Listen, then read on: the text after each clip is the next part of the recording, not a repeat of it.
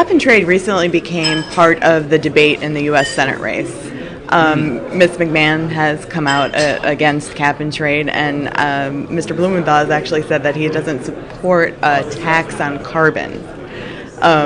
Is there any right or wrong here, or? Well, as you know, I've declared myself a non-combatant in the elections, the campaigns this year, and I'm focused on doing the best job I can as a senator.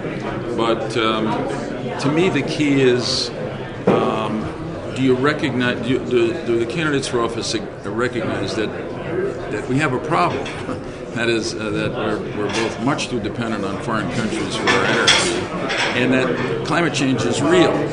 If you recognize the problem, then we can begin to talk about how to solve the problem. After a lot of years at this, I decided that the best way to go, and we have basically three choices. Either you raise carbon taxes a lot, or you have the government sort of command and control and answer.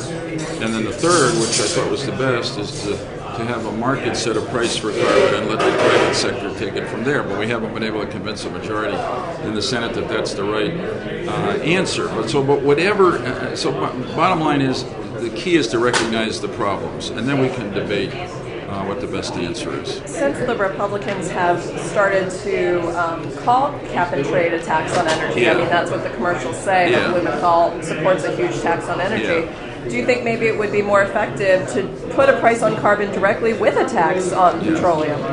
Since it's going to be characterized that way anyhow, politically. And incidentally, I do feel that it's not fair to say that the so-called cap and trade idea is a tax. It's not a tax.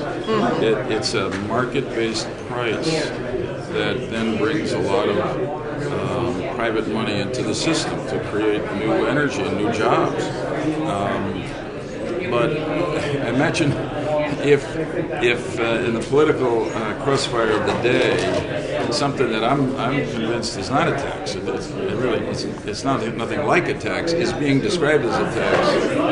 I think it'd probably be even more hazardous to adopt a tax. Also, without getting too thick in the weeds, I was never convinced that a tax would achieve the end we want. Because, see, part of what this cap does is to every year reduce the amount of carbon pollution that companies can put out in the air.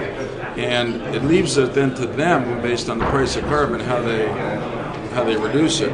If you pass a carbon tax, you're just hoping that because there's a carbon tax on energy, people will buy less of it that pollutes, lets carbon out. But it wasn't so long ago, of course, gas prices are high again, but the gas prices were over $4 a gallon based on what the OPEC countries were doing.